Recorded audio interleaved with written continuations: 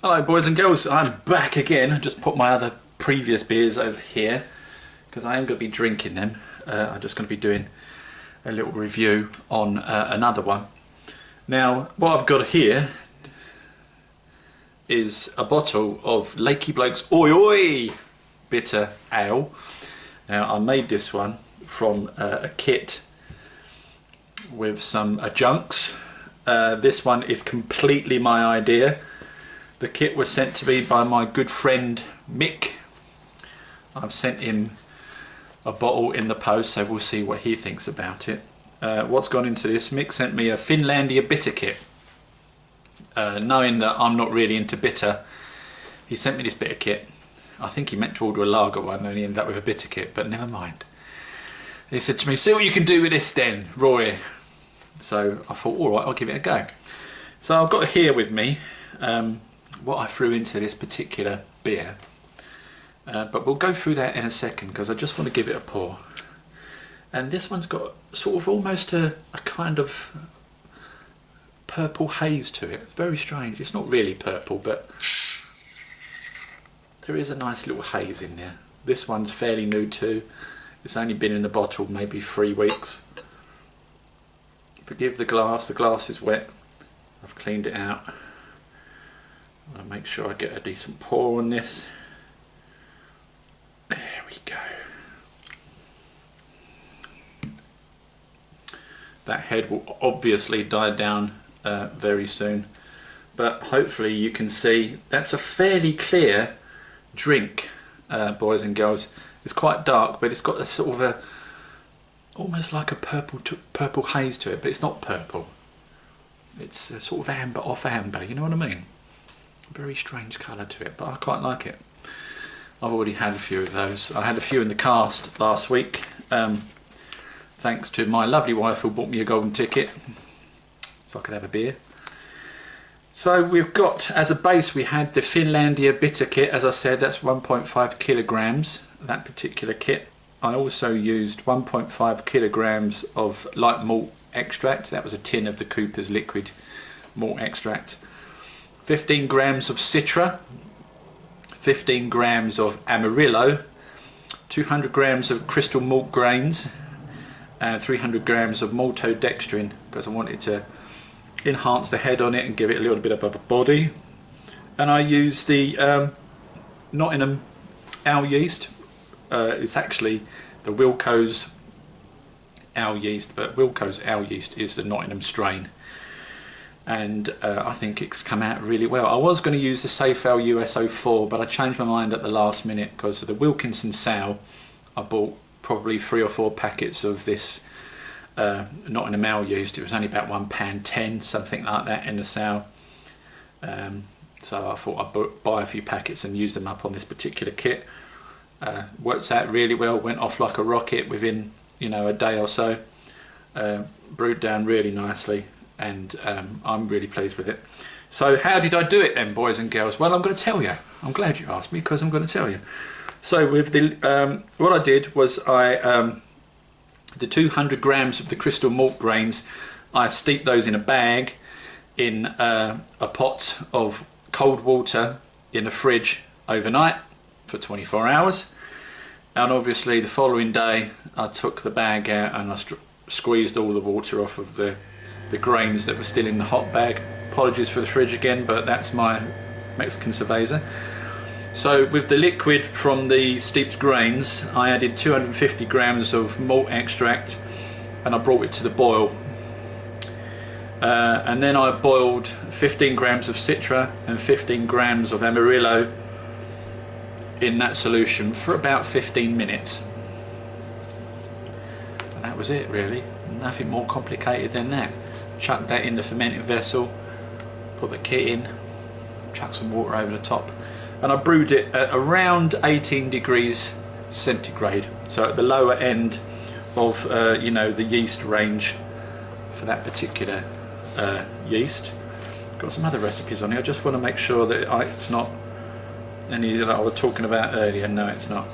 So really easy to do this one. You just need a pot on the stove, a bag, a muslin bag to put your grains in, stick it in some water in the fridge overnight, leave it there, following day, take the bag out, chuck your hops in, boil it up with your extract, away you go. And this is what we've got.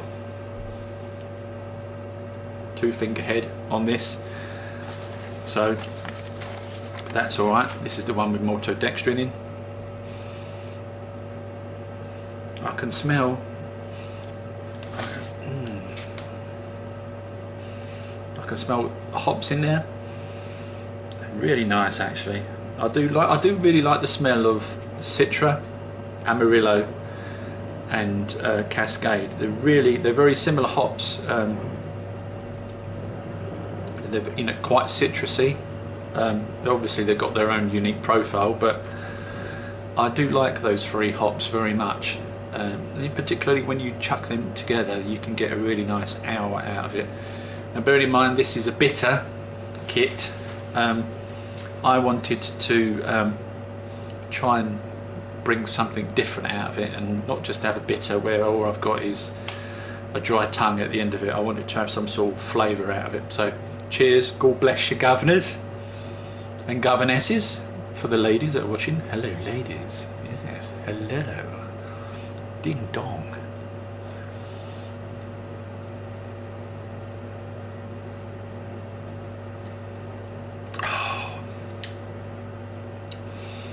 Now obviously, because it's a bitter kit, that's the base of this, there is bitterness there, but there's also, interestingly enough, I think, a slight toffee taste. As it goes down, there's a hint of toffee there, which is quite nice. It's not too bitter.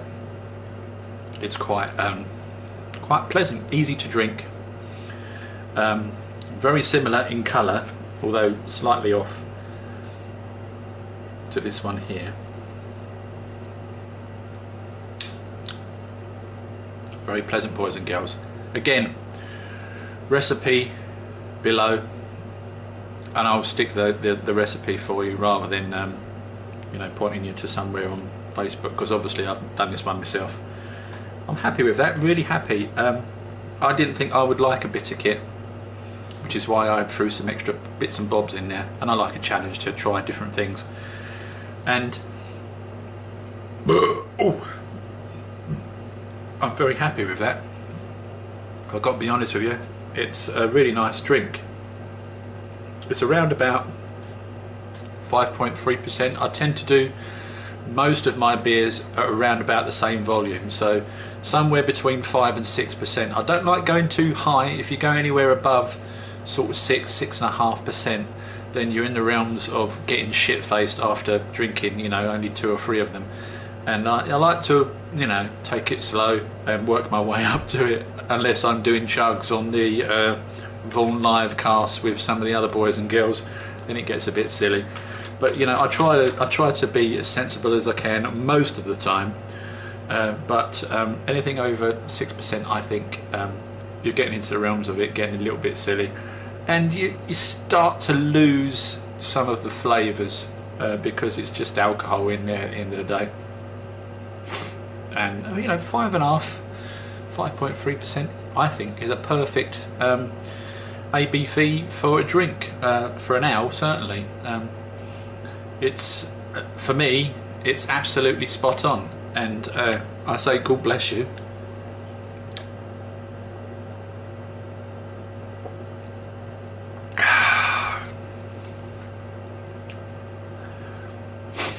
So if I had to pick between the Oi Oi Lakeybloke Bitter Ale or the Cascarillo or the Chubby Cherub, what would I pick? Cascarillo. Definitely not as bitter as the bitter ale, which is what we expect. Very nice.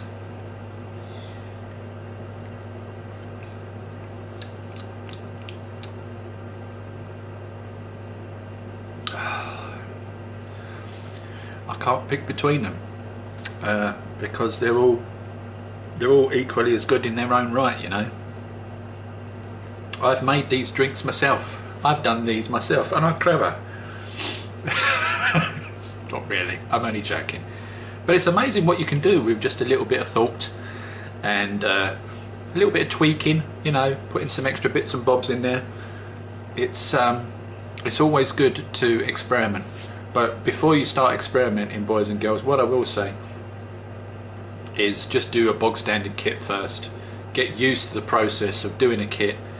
Get used to how a kit tastes, a bog standard kit, and then by doing that you can work out how you might improve it to taste the way that you want it to taste for your palate.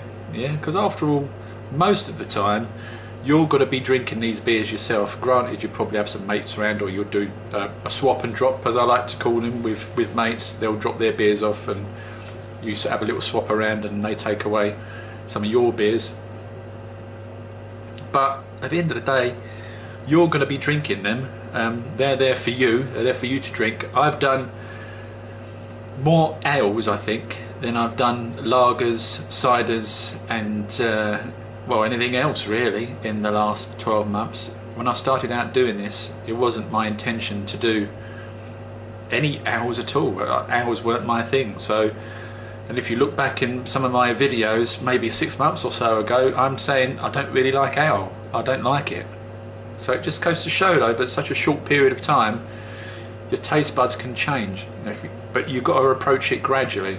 So you work up from a lager kit, you know, a really light lager kit, say a Mexican Cerveza, which is the lowest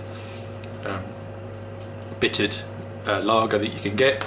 Then your bog standard lager kit, your Cooper's lager kit, and then you'll do the Australian Pale Ale, maybe chuck that one in there, have a little go at that, and then work your way up from there. Tweak the Australian Pale Ale kit, really nice kit to tweak that one.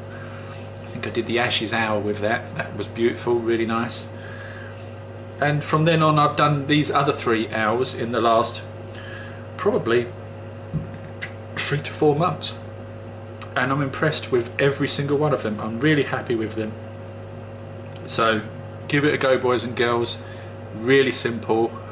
You don't need to take my word for it.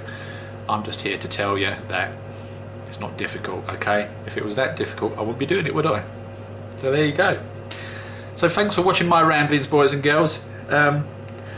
Check out the recipes below, and in the previous video, again below that, I think the other 2 are on the Cooper's website. This one will be just below this video, as I tweaked it myself, come up with the idea, and you know, wanted to add my own unique style to it to try and infuse a different sort of flavour profile into it than just your bog standard bitter.